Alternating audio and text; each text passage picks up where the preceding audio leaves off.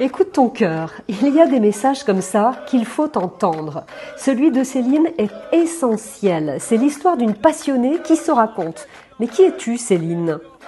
Tout le monde m'appelle la mère des enfants, en fait. Quand je passe, c'est ce qu'on dit, Madame Céline, la mère des enfants.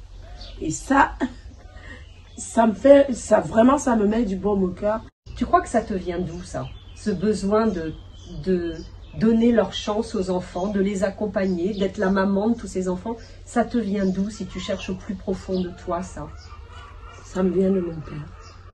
Quand je regarde longtemps en arrière, mon père a toujours élevé beaucoup d'enfants qui n'étaient pas forcément ses enfants. Mon père m'a toujours dit, écoute ton cœur. Écoute ton cœur. N'essaye pas de faire le contraire.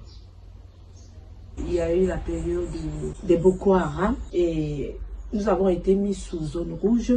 Et du coup, mon activité, parce que je travaille dans le tourisme, mon activité a chuté complètement. Mais je ne peux pas suivre parce que ça demande les ballons, le matériel, les équipements, le déplacement pour les compétitions. Donc j'étais à un moment où j'étais perdue. Et je me retrouve à un point où j'ai plus où me retourner, j'ai personne sur qui m'appuyer. Mais par contre, j'ai le cœur serré parce que en 20 ans, j'ai réussi à transmettre ma passion à plein d'enfants qui sont agrippés à moi.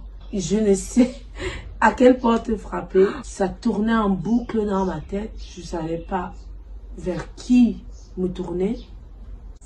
Le monsieur avec qui on m'avait mis en contact, je dis vraiment, ça encore c'est le destin, Jean-Claude Léon Varga. Et du coup, il m'appelle et il me dit, j'ai vu ce que vous avez créé, la page Facebook, mais franchement, ça veut dire que tu as fait du super boulot.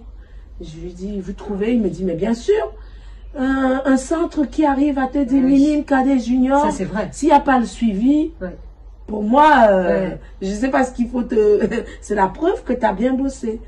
Et je lui dis, oui, mais sauf que maintenant, je suis débordée. J'en peux plus. Je lui raconte que j'arrive plus à suivre mon matériel. C'est énorme. Dans le centre, j'ai au moins 100 enfants. Ils sont plus de 100. J'ai plus les moyens pour le matériel, les ballons, les déplacements. J'en peux plus. Donc, je suis à un point de saturation. Il me dit, écoute, je t'avais envoyé vers Laetitia.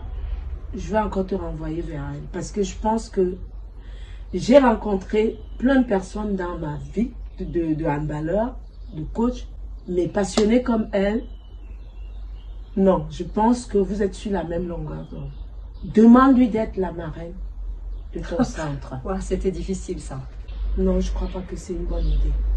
Parce que c'est énorme. Pour moi, c'est très très lourd.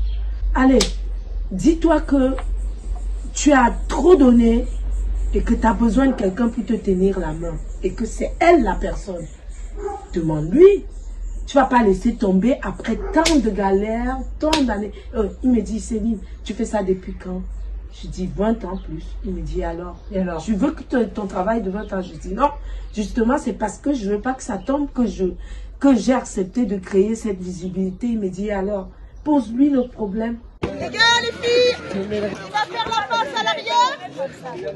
L'arrière a pour obligation, reçoit ma balle. Ok, je vais le faire. Alors, elle va le faire. Est-ce que Céline et Laetitia, ça va matcher? Vous allez voir.